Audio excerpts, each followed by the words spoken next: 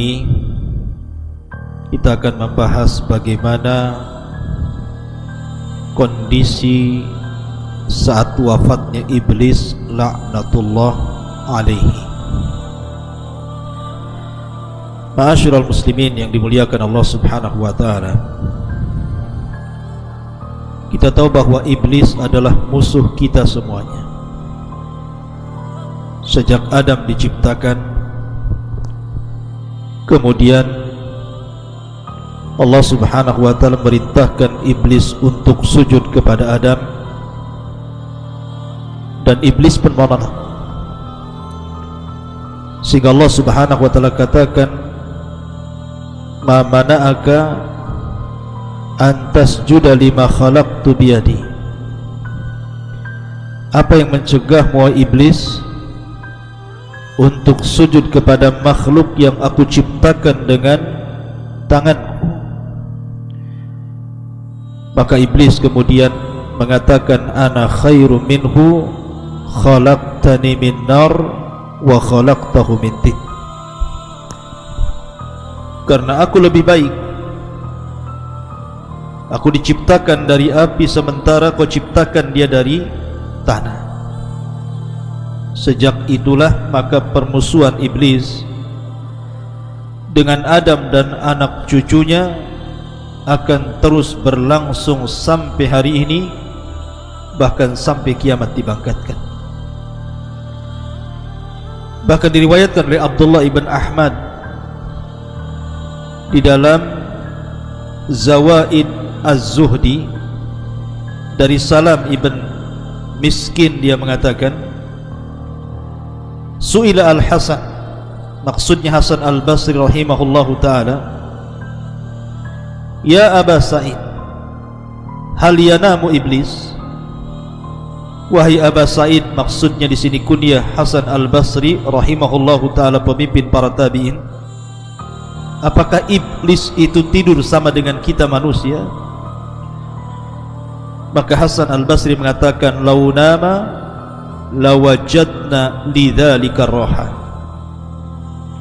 Sekiranya iblis itu tidur, tentu kita akan beristirahat walaupun sejenak. Artinya menurut Hasan al-Basri rahimahullahu ta'ala, bahwa iblis itu tidak tidur.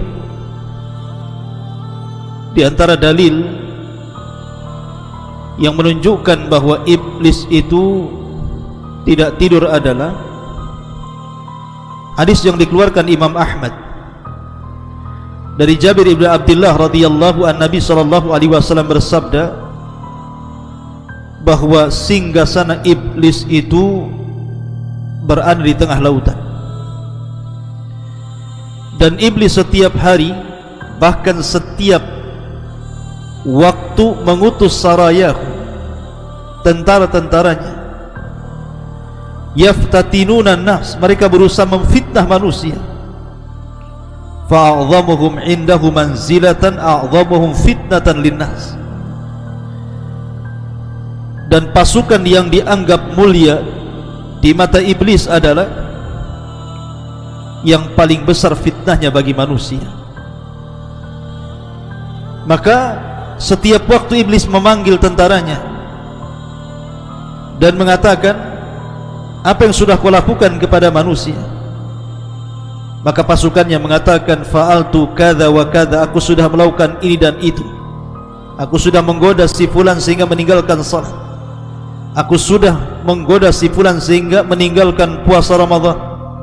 Aku sudah menggoda si fulan sehingga dia tidak haji, dan begitu seterusnya. Tiba-tiba iblis mengatakan, "Ma sana'ta syai'an," kau belum melakukan apapun. Tiba-tiba kemudian datang satu tentaranya dan mengatakan, "Qad farraqtu baina ar-rajuli wa baina imratihi," aku sudah membuat antara suami istri bercerai-berai. Maka tiba-tiba iblis kemudian berdiri, mengambil hadiah berupa piala di kepala, kemudian dia pun mendekati orang itu dan meletakkan piala di atas kepalanya dan mengatakan, "Ni'ma anta," sebaik-baik pasukan yang kukirim adalah dirimu. Artinya bahwa iblis tidak tidur, terus saja dia mengutus pasukan. Makanya menurut pendapat Hasan Al-Basri, lau nama lawajadna lidzalika raha. Kalau seandainya iblis itu tidur, tentu kami akan mendapatkan istirahat walaupun sesaat. Walaupun pendapat ini ada yang membantah, karena tidak tidur dan tidak mengantuk itu adalah sifat Allah Azza wa Jalla. La ta'khudhuhu sinatun wala naum. Tetapi ini masalah khilaf di antara para ulama, wallahu a'lam. Tapi yang jelas bahwa iblis sebisa mungkin dengan berbagai macam cara, metode, dengan mengerahkan seluruh pasukannya menggoda kita anak Adam supaya menjadi pengikutnya dan sama-sama masuk ke dalam jahannam, na'udzubillah. Ma'asyiral muslimin yang dimuliakan Allah Subhanahu wa ta'ala. Tetapi bedanya iblis dengan kita, kalau iblis itu diberikan oleh Allah Subhanahu wa ta'ala tangguhan usia karena dia sendiri yang meminta kepada Allah Azza wa Jalla, fa'angdirni ila yaumi yub'atsun, tangguhkan diriku sampai pada hari dibangkitkan manusia, dibangkitkan kiamat ini kepada manusia. Maka Allah Subhanahu wa ta'ala mengatakan, innaka minal mundharin. Kalau begitu engkau termasuk orang-orang yang ditangguhkan. Artinya iblis diberikan oleh Allah Azza wa Jalla usia yang panjang sekali. Berbeda dengan Adam dan anak turunannya, dibatasi usianya. Ma'asyiral muslimin yang dimuliakan Allah Azza wa Jalla. Lalu bagaimana iblis mati? Kapan dia mati? Bagaimana kondisi dia mati? Bagaimana malaikat maut mencabut nyawanya? Bagaimana dia merasakan kematiannya? Ma'asyiral muslimin yang dimuliakan Allah Azza wa Jalla, Ahnaf ibn Qais suatu ketika datang ke kota Madinah. Dia hendak menemui Umar ibn Khattab radhiyallahu anhu.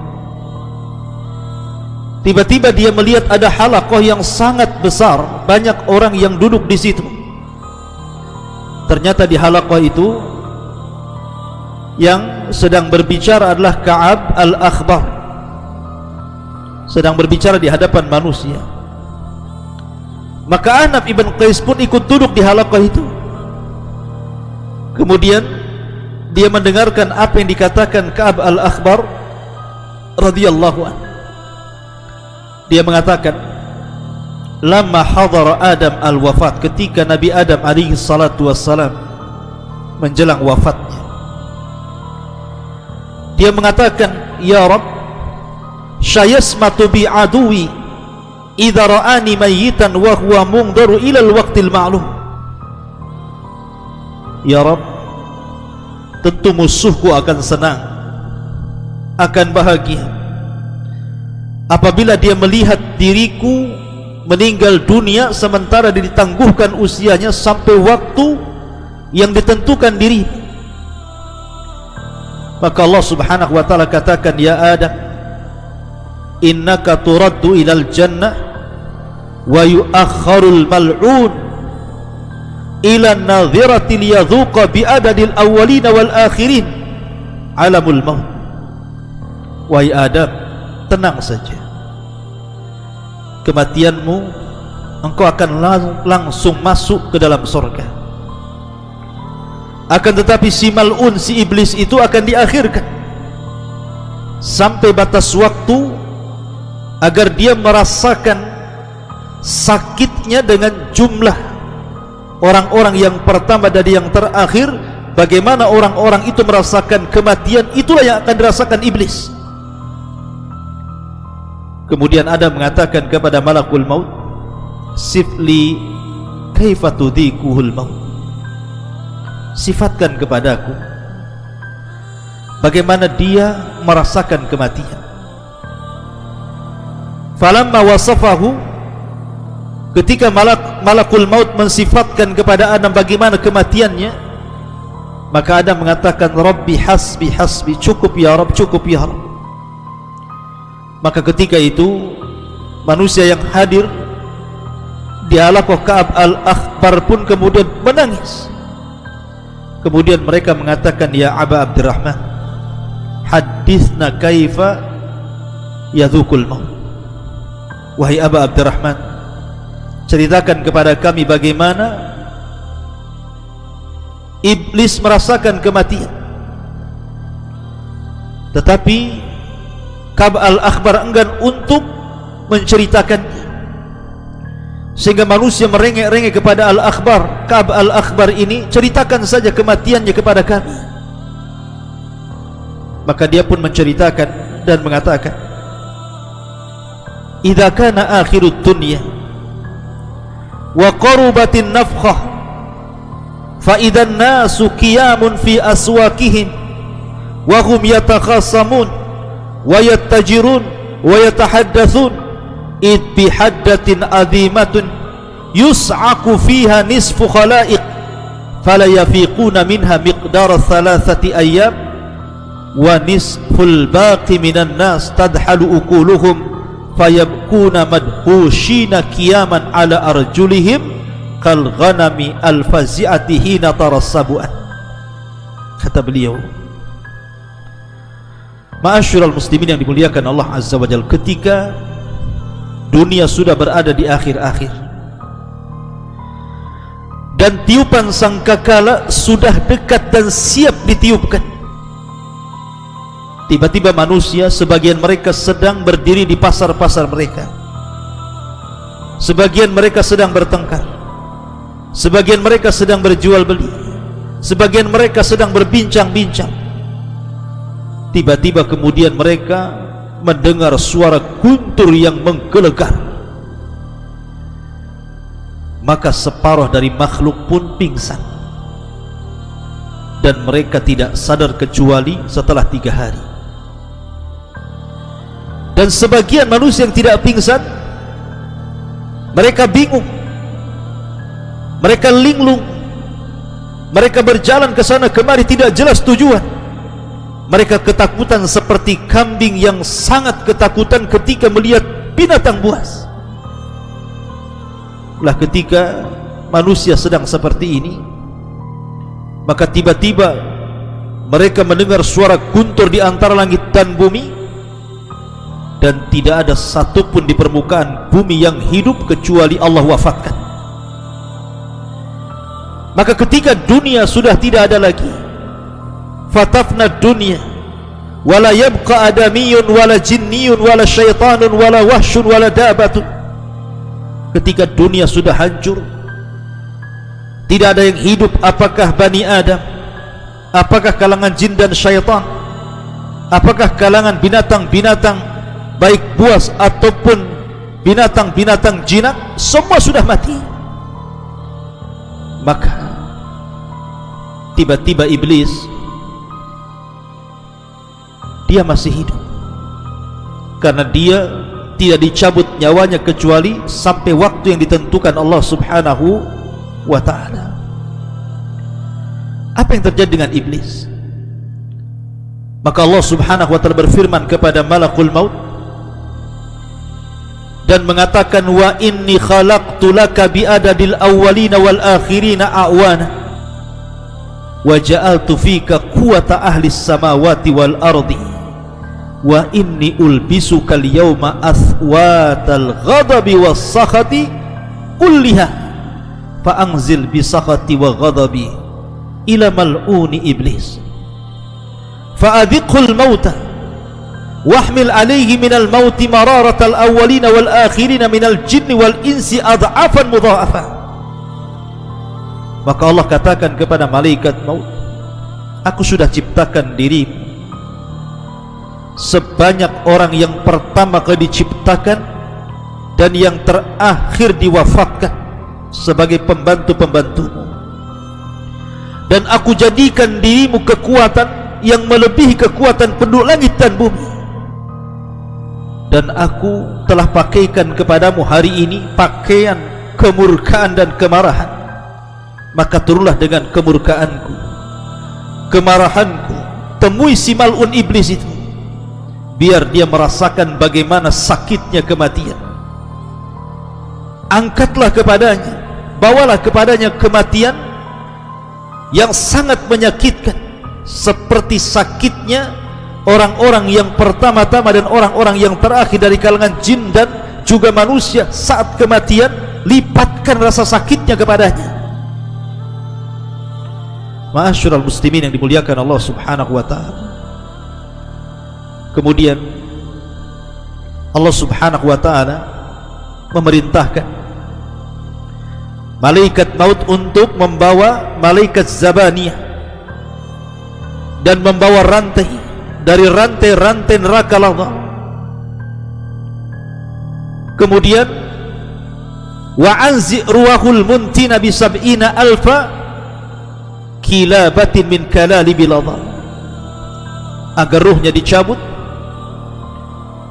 dengan kalalib, besi-besi bengkok sebanyak 70.000 besi bengkok dari neraka lazza. Kemudian Allah subhanahu wa ta'ala memerintahkan agar Malik membuka pintu-pintu neraka. Maka malaikat maut pun kemudian menemui iblis dalam bentuk aslinya di antara langit dan bumi, yang kalau seandainya penduduk bumi semuanya melihat bagaimana ngerinya malakul maut, tentu mereka akan meleleh saking takutnya melihat malakul maut. Maka ketika kemudian malakul maut mendatangi iblis, kemudian membentak iblis dan mengatakan, kif ya khabis, berhenti wahai khabis, mau kemana kau pergi? Maka kemudian iblis pun pura-pura pingsan. Kemudian dibentak lagi oleh malakul maut dan mengatakan, kif ya khabis, kif ya khabis, berhenti wahai khabis, sesungguhnya aku akan mencabut nyawamu dan kau akan merasakan pedihnya kematian. Maka iblis pun kemudian lari ke arah timur. Ternyata malaikat maut sudah ada di hadapannya. Lari ke dalam lautan, kemudian menyelam, ternyata di situ pun sudah ada malakul maut. Kemudian lari ke arah mana, di situ sudah ada malakul maut. Sampai ketika tidak ada tempat lagi untuk lari, maka dia pun sampai di kuburan Nabi Adam alaihi salatu wassalam. Ketika di depan kuburan Nabi Adam, dia mengatakan, ya Adam, wahai Adam, sebab dirimulah aku terlaknat. Duhai kiranya aku tidak tercipta sebagai iblis. Dia menyesal. Ma'asyiral muslimin yang muliakan Allah subhanahu wa ta'ala. Maka iblis pun mengatakan kepada malakul maut sebelum dicabut nyawanya, wahai malakul maut, sekiranya kau cabut nyawaku, kira-kira minuman apa yang akan kau berikan kepadaku? Maka malakul maut mengatakan, engkau akan meminum dari air neraka lazza. Ma'asyiral muslimin yang muliakan Allah azza wa jalla, air neraka Saqar, air neraka Jahim, air neraka yang sangat panas berlipat-lipat. Maka mendengar hal itu iblis yatamarra, kemudian berguling-guling di tanah. Kemudian dia pun berteriak lagi. Kemudian dia berusaha lari ke arah timur dan barat, ke arah selatan dan utara, tapi tidak ada tempat, kecuali ketika dia sampai ke tempat di mana Allah turunkan dia di bumi. Maka malaikat maut pun kemudian mencabut nyawanya, dan dia merasakan sakit seolah-olah rasa sakit yang dikumpulkan dari setiap sakit manusia jin saat dicabut, mulai dari yang pertama hidup sampai yang terakhir mati. Ma'asyiral muslimin yang dimuliakan Allah subhanahu wa ta'ala, kisah ini terdapat dalam Tanbih Al-Ghafilin bi ahadits sayyidil anbiya'i wal mursalin dari Abi Lais As-Samarqandi Al-Hanafi yang wafat pada tahun 373 Hijriah. Akan tapi riwayat ini riwayat yang tidak ada sanadnya, riwayat yang tidak jelas sanadnya. Boleh jadi ini riwayat Israiliyat, karena yang menghabarkanlah Ka'b al-Akhbar, dan Ka'b al-Akhbar ma'ruf dahulunya seorang pendeta yang masuk Islam di zaman Khalifah Umar bin Khattab, sehingga banyak mengkisahkan tentang kisah-kisah Israiliyat. Artinya tidak bisa dijadikan hujah tentang kisah ini, karena para ulama ketika mentafsirkan hadis, mentafsirkan Al-Quran ila yaumil waqtil ma'lum, bahwa iblis itu akan diwafatkan sampai waktu yang ditentukan. Sebagian mereka mengatakan bahwa hari itu adalah hari kebangkitan pada tiupan yang kedua, iblis baru diwafatkan. Ada juga yang mengatakan bahwa yang dimaksud ila yaumil waqtil ma'lum adalah pada tiupan yang pertama, dan ini yang sahih. Dan Allah subhanahu wa ta'ala serta Nabi SAW tidak menceritakan bagaimana wafatnya, sebagaimana dijelaskan banyak ahli tafsir. Di antaranya pendapat jumhurul ulama ketika mentafsirkan ila yaumil waqtil ma'lum, ay ila nafkhatil ula, sampai kepada tiupan sangkakala yang pertama, ketika manusia dibinasakan, jin dibinasakan, malaikat juga dibinasakan, maka iblis juga dibinasakan. Lalu bagaimana wafatnya? Wallahu a'lam. Apakah seperti yang saya kisahkan tadi? Maka saya katakan kisah yang tadi saya ceritakan itu adalah kisah Israiliyat yang tidak bersanad. Maka kita katakan wallahu a'lam. Bagaimana wafatnya? Wallahu a'lam. Yang jelas Allah subhanahu wa ta'ala lebih paham dan lebih tahu bagaimana dia mencabut nyawa iblis laknatullah alaihi. Wallahu a'lam bishawab. Subhanakallahumma bihamdika asyhadu an la ilaha illa anta astaghfiruka wa atubu ilaik. Allahu ta'ala. Assalamualaikum warahmatullahi wabarakatuh.